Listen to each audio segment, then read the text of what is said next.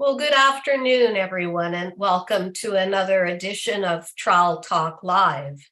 My name's Julianne Labreche, and I'm your moderator for today. Meanwhile, coordinating your questions in the chat room is another master gardener, Marianne Van Berlo. Just a quick reminder before we get started to please turn off your audio and your video. And if you have any questions, put them in our chat room. We'll get to them at the end of the talk. Our speaker today is Catherine Deasley, who will be speaking to us about healthy houseplants, including some really special ones that evoke marvelous memories because they've been given to us by a loved one. Just this year, Catherine told me earlier she inherited an African violet from a cousin who has since passed away. With Catherine's several decades of both professional and volunteer experience in horticulture, undoubtedly, this plant will have a wonderful new home. So with that, over to you, Catherine. Well, thank you, Julianne, and thank you to everyone joining us today to learn a little bit about houseplants. So in this brief talk, I'm going to talk about why it's important to identify your plants, watering, light, maintenance, and a little bit on insects. So here's my inherited plant. And as Julianne mentioned, it's an African violet. And many of you may have already know this because it's a very common plant. But if you didn't know what plant you have, it's important, perhaps when you're buying the plants, that you have one that gets a plant tag attached to it. If they don't have any plant tags, other ways for ID are using plant identification apps. They can be very beneficial.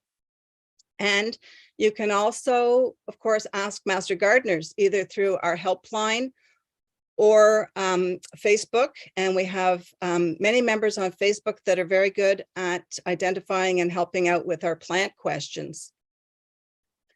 So a little bit about plant tags is sometimes they don't really give you very much information. The one on the left is telling me the type of plant that it is, the Pilea aquamarine, but then it's got some information that even I'm confused as to really what it means. Sparkle and shine.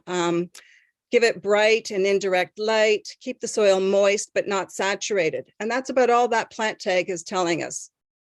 It has some symbols that, again, even myself being in the plant care business, that could be a little bit ambiguous as to what that's telling us. The one in the middle tells me it's a fern May. This one gives a little bit more information, which is very good. It's telling me place in a light shaded to a bright environment. Avoid direct sunlight. There's an important key. Room temperature. Okay, well, that's good because it's going in our house. Water thoroughly. Discard excess water. Very important. And then this one, do not allow to dry out completely. They're telling you that for a reason. Fertilize moderately. Well, again, what does that mean? And for decoration only? Well, no, we're not going to be consuming our houseplants. But when you are buying a plant, just because it has a tag in it, take some care to notice that this particular one that I saw at the store the other day is identified as a ponytail palm. It is not a ponytail palm. I knew that, but you might also notice that it doesn't match the photo on the tag. There's new plants coming out all the time. When I first saw this, I wasn't quite sure what it was, and I myself used a plant app to narrow down, and then I was able to confirm, or I'm quite sure that this is the plant, Clusia rosea. I've never seen this before, so it's new, but just don't trust necessarily the tag that has happened to be on your plant. Do a little bit of research to confirm. Watering. Improper watering is the leading cause of decline in plants. Usually people overwater. But anyway, what I do suggest is that when you water, don't water on a schedule, which means that once a week per se, you're going to water your plants, whether they need it or not. That's not a good suggestion. You want to water based on the plant's requirements. Some plants have very high needs for water. Other plants have very low needs. And the conditions in your location are going to influence how often you have to water. Plants placed in very sunny, hot locations, of course, are going to use the water more quickly than plants that are placed in low light conditions. So it's important to keep that in mind. How do you determine when you're going to water the plants? Well, I suggest that you use your finger to test the soil moisture. You want to do this every few days until you become accustomed as to how long that particular plant takes to reach the point where you need to give it water. There will be some clues other than feeling the soil for moisture. And I just want to point out that cool soil often can be confused for moist soil. So make sure that you're not, misinterpreting that. But some other clues are going to be the color of the soil. Wet soil is usually very dark brown. And as it dries out, it becomes lighter in color. So start noticing that. The weight of the pot is also a good indication. When the pots are thoroughly saturated, they're going to be heavy because water is heavier than air. And as they dry out, the air is replaced by that drying up water, and the plant will become lighter. So take note once you've watered your plant and it's well watered, feel how heavy that is and compare. What I do not recommend you use to determine when you're going to water is a moisture meter. These are not accurate, and my photo is showing a good example of what I mean. You've got the top photo where it's been inserted and it's telling me that the plant is dry, but inserted only an inch or two away, it's telling me that it's moist. So how is one to really know what are we going to do, water or not water? And that is where knowing the conditions that your plant needs, the environment, and what the soil is feeling like is going to do it. But I do not suggest that you use a moisture meter. Some plants are going to be forgiving when you allow them to get a little bit beyond. Maybe you've gone away or you forgot to water a certain plant. And for instance, this peace lily will wilt completely, but then once it's given a good soaking, it bounces right back and it's happy. It's not going to be happy if you do that every week, but it will forgive the occasional missed waterings. You're much further ahead to, if in doubt as to when your plant needs water, let the plant go a few days longer rather than saying, well, I'm not sure, so I'm going to water it anyway. Plants, as I said, are killed more often by overwatering than underwatering. One plant that's not forgiving at all is the frosty fern. And if it gets to the complete collapse stage, it probably won't come back for you at all. When you do water, it's important to soak the pots. If you have pots that are big enough to move to a pot or a different bucket, do that. Set them in enough water so that you can see that the water completely comes up throughout the entire pot. It's completely wet on top. I know that this entire root ball now is completely saturated. This will not kill your plant. Often people think, I'm going to overwater the plant if I do that. No, that won't. That is ensuring that all the soil in there is wet and that all of the roots have a chance to get watered. Watering from the top, sometimes that doesn't happen. Sometimes the water just runs over the top, down the bottom. You think the plant is well watered, but it's not. Once it's soaked for a while, it can even soak, a couple of hours or a half day. It's not going to hurt it. You take it out, you set it in the sink or another basin for all the excess water to drain away. I've noticed that a lot of plants that are sold now come with nice decorative pots, but those pots don't have any room for extra water to evaporate away, and extra water will sit in the bottom and you have the potential for root rot. So drain your plants well before returning them to their decorative pots. The other very important factor in having healthy plants, of course, is to determine the light levels that your plants need and where those conditions can be found in your home. Your window exposure is going to determine the light intensity that your plants receive. North windows are low light levels, so low light plants can survive there. They may not thrive, but they can survive. East windows give you bright to part sun locations. You get sun in the morning for an hour or a couple of hours. West and south windows give you high light levels, full sun. Again, full sun coming in for a few hours during the day. Now, the distance that the plants are placed away from these windows, again, is going to influence the light intensities. If it's right up in the window, they're getting much more light intensity than if they're placed even 1 or 2 feet away from the windows. One way to help determine what your light levels are is to use a light meter. Photographers use light meters, so maybe there's one of those available to you, but you can also download apps that are quite helpful in giving you an indication of exactly how much light is in a certain area. The light changes seasonally. So what might be, nice and bright in the summertime is not going to be the same light intensities in that same window during the winter. And in those cases, you can use supplemental light. Like I've done here, my east window in the winter just isn't enough sunlight coming in to keep my plants happy. So I have artificial light set for 12 to 14 hours a day, and that makes everybody happier. Humidity. Most plants, tropical plants, are happy with the average home temperatures, although in the winter, things can get quite a bit drier. And misting and using pebble trays are not an effective way to increase the humidity in your home. If you need to increase the humidity, you should use a humidifier. And certain plants that have high needs for humidity, like our frosty fern again, can be placed in a terrarium.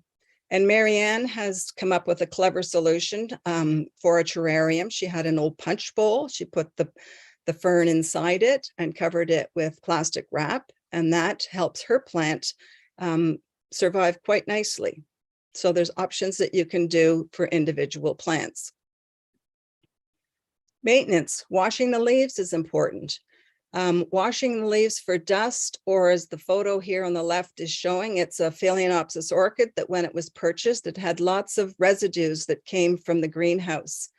So when you wipe those off, you are removing a barrier that's preventing light from getting at your leaves. So just doing that can increase the light intensities that your plant is getting. By washing the leaves, you're also minimizing the risk of insects. This is showing spider mites on a plant. It's important to wash the undersides of the leaves as well as the top sides of the leaves. Another maintenance point that people are often very hesitant to do is pruning. Oftentimes people think, oh, if I prune my plant, I'm going to kill my plant or harm it. And you won't do that. I'm showing you a Missangiana plant here that when you get them, they're nice and compact and beautiful. After a few years, hopefully they've grown quite nicely, and they often continue to grow and become very leggy. And they also can grow and outgrow their space, grow into the ceiling, in which case you have to cut them. If you do this maintenance on a regular basis and you would cut it, cut one of these stems that's bare and touching the ceiling, strip off the leaves that are towards the bottom of that, and then you stick it right back into the same pot that it's growing in. It 90% of the time roots in that pot. You then have another stem that's growing up and creating some foliage at the bottom, and do that on a regular basis, and you will avoid these tall, leggy plants that are not very aesthetically pleasing. Fertilizing. Well, flowering plants like our orchids and violets need to get some fertilizer year round. And I like to do that at, say, 1/4 to 1/2 of the strength that's shown on the label. Not necessarily every time that I water, but maybe every 2 or 3 times. But foliage plants only need to be fertilized when they're actively growing. That's usually between April and August. And again, that's when those light intensities are really high. In the winter, they're not high. Your plants are not actively growing in the winter, so they do not need fertilizer in the winter. And if you have plants that are in low light, they may not require any fertilizer at all. If they're not actively growing, they don't need a lot of fertilizer. Just the decomposing organic matter in the soil is going to be enough to feed those plants. When you do choose a fertilizer, choose a water-soluble one that can be all-purpose. You do not need to buy specific fertilizers for specific types of plants. You can use fertilizers that have a ratio of, say, 10-10-10 or 20-20-20. But the one that I'm showing you here has a ratio of 3-1-2. You won't find a ratio of 3-1-2 when you go to the plant store and start looking at fertilizers. But I found this one that is 24-8-16. That is that ratio of 3-1-2. And it's been proven that if you use that ratio of 3-1-2, your plants are better able to adapt to indoor growing conditions. When you're looking at fertilizers, you look at the label. It also should have, the first ones are, of course, are the nitrogen, phosphorus, and potassium, but also see if you can't find the micronutrients, which are sulfur, boron, copper, iron, all of those things. Your plants need those in small quantities. So if your fertilizer has it, that's a good thing. Insects, you want to identify them early on. Our marginata here on the left, you can tell, or I can tell by experience, that just by looking at it, it has spider mites. And this one's been left a little bit too long to really have much hope of surviving. So when you are looking for spider mites, make sure that you look on the undersides of the leaves. If you have really good eyes, you might be able to pick them out. But right now, you know, I certainly have to have my glasses on, and sometimes even magnifying glass to really see them starting. Another common insect that gets on your plants are the aphids. They will be on the stems, again, on the undersides of the leaves. They'll often leave those white little casings as they shed and do their life cycle on your soil. So identify them early. And also as a prevention, but when you're treating, use insecticidal soap to spray your plants with, not dish soap. Dish soap can damage plants. Insecticidal soap has been manufactured specifically to deal with certain insects. If you follow the directions, you should have good results. When you spray all parts of the plants, especially the undersides, because as I said, that's where spider mites are hanging out.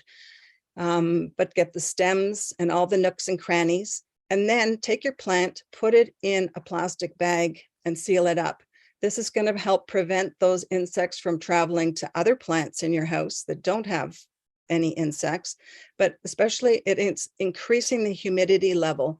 And spider mites specifically do not like high humidity, and that really helps knock them back. Repotting. How do you know when you should repot? Well, the spathiphyllum was telling us it needed repotting because you know, it just kept wilting all the time in between waterings. And what was happening is it was pot bound. There were more roots in there than soil. So the soil wasn't able to hold enough water to keep the plant hydrated. So when you do transplant, use one pot size up, and definitely use a plant that has drainage holes. If you don't, you're going to run the risk of root rot. And of course, that's not going to make your plants very happy. Soil, use the good quality potting soil. It will contain the sphagnum peat moss. And most importantly, it will have plenty of the white stuff, which is perlite or vermiculite, the cheaper brand that's shown on the right that people buy at the dollar store. It's got cheaper ingredients in it and very little perlite in it. So you're not going to have good drainage for your plants with that soil. And there we go. We're now on to questions. And we do have a couple questions for you. What application would you recommend for measuring light by the window? Like a light meter? Yeah, well, I discussed you can download an app. If you have a smartphone, you can download an app for that. Another way to tell like what window, what location is the window? Is it getting any morning sun? Does it have any sun coming into it at all? And if it does, what direction is that sun coming from? East, west, that sort of thing. Okay, but the question is more, is there a specific app that you would recommend?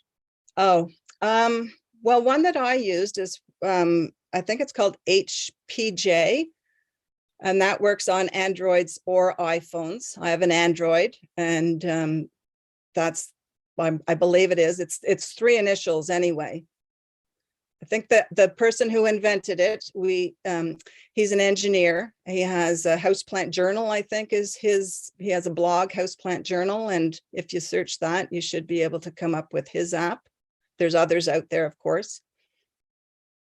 And what does one use to wash plant leaves? What type of cloth, water, or just a damp cloth? Soft cloth, a J cloth, something like that.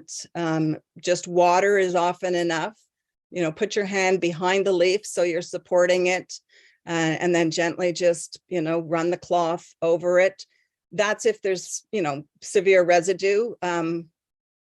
You're going to need a little bit of a cloth to get it off. If your plants are fairly clean to start with, just often putting it in the, you know, in the bathtub and giving it a spray, or your sink with the vegetable sprayer, that might be enough to get the dirt off. But I wouldn't, like, you don't need to use insecticidal soap to wash your plants unless you specifically suspect that they might have insects on them, like they might when they're coming in from spending the summer outdoors. That's very high risk for bringing plants in. In that case, I would suggest using insecticidal soap as a precaution. One of my plants developed a sticky substance that dripped off. Was this scale? Is there any remedy? It could be scale, but also aphids will give a honeydew secretion as well. So you'd need to look. Scale is generally brown, scaly things on your plant. So you need to examine it a little bit closer. Scale can be difficult to eradicate completely depending on the type of plant that it is. If you are able to remove each scale using often what's recommended, insecticidal soap has some effect, but also Q-tip dabbed in rubbing alcohol is quite effective for doing that. But just when you think you've got them all, you know, 2 or 3 months later, they reappear. So yeah, it's a battle if you have scale that's well established, and some plants it's just impossible because of their structure to kind of get rid of them easily. If you suspect that the soil has insects in it, do you use insecticidal soap on the soil, or do you just get new potting soil? Depends on what kind of insects that you're talking about. Like spider mites don't usually hang out in, like most insects that go for plants are going for the chlorophyll in the plants. So they're going to be on the plants. But when I'm bringing plants back inside that may have been outside, the insects that might be in there could be earwigs, worms, something like that. Even once I had a tree frog in my plant that I didn't know. So just by submersing your plant in a bucket of water is going to force any insect. They need air, so they're going to come up for air, and you can see them in the water and scoop them out. Fungus gnats live in the soil, and that's a whole different thing there. That's usually because the soil is being kept too moist, and there's treatments to deal with fungus gnats. So it depends on what exact insect you have. And that's the thing, you need to, whatever insect it is, you need to identify what it is so that you can do the appropriate treatment. Was there part of it about changing the soil? Yes, was that the only option, or is there other treatments? Well, no, I mean, changing the if you think, like, if I just thought I had a couple of earwigs in there, I wouldn't necessarily change the soil. I would just say, okay, I'm going to drown these things out by doing that. I mean, if your plant needs to have new soil, go ahead and change the soil, but there's other options besides that, for sure. Question on repotting. What is the reason for going up only one pot size when repotting? That's a general guideline because the larger pot that you have, the more soil it's holding. Therefore, it has the ability to hold more moisture. And as I said, most people tend to overwater their plants. So if they're in a pot that, you know, is 2 or 3 times larger than they need, the soil is holding more moisture than that plant can use up. So it's a general guideline depending on, you know, what type of plant it is, how rapidly it's growing. You might be able to go up another pot size. Sometimes there just isn't a pot size that is only one size bigger, you know, but certainly don't go, you know, from a 4-inch pot to a 10-inch pot for certain plants because they're prone to, you know, especially if they're ones that are prone to overwatering and suffering that way. What is the best way to overwinter a small gardenia plant from the outdoors to the inside? Well, I find gardenias very challenging. I know we have a couple of members on our Facebook page that do it very well, and I give them credit for that. But gardenias have very specific requirements. They're very prone to spider mites and other insects as well. So if it's been outside, I would be, you know, doing the treatment with the insecticidal soap. But first I would also check, is gardenia susceptible to damage from insecticidal soap? Because insecticidal soap is good for the vast majority of plants. There are some that are harmed by it. I can't remember off the top of my head if gardenia is one, but I would check that out. They're also very specific about their watering. They don't want cold water. But sure, check for bugs, isolate your plant. Then when you're sure it doesn't have them anymore, you know, gradually acclimatize it to the humidity levels in your house, give it as bright a light as possible. Very specific needs for gardenias. We might have time for one quick question. Okay. Do I need to use distilled water for my houseplants? No, you don't need to use distilled water. But if you have a water softener, you shouldn't use the water that comes through your water softener. If you have access to rainwater or melted snow, that's the best. Just a note that the city of Ottawa, if you're in that region, they treat their water so that it has a pH of 9. So that over time can influence the nutrients that are taken up by your plants. So if possible, don't need distilled. Certain plants might need distilled water, like those carnivorous plants and things like that. But the average plants would be fine with just basic tap water. Allowing your plants, the water to sit is an old myth, really. It was said, allow your plant the water to sit because the chlorine in it will dissipate. They don't use chlorine anymore. It's a product called chloramamine, and it does not dissipate when you allow it to sit, although it shouldn't be harmful to the plant. Thank you, Catherine. And on that note, I think we're going to have to end it, although what a popular talk. I think it's going to be one coming back to. So thank you again. And thanks to our audience who tuned in this week. Make sure to join us next week when our topic will be avoiding prima donnas and thugs. Until then, have a great week. Bye. Bye. Thank you.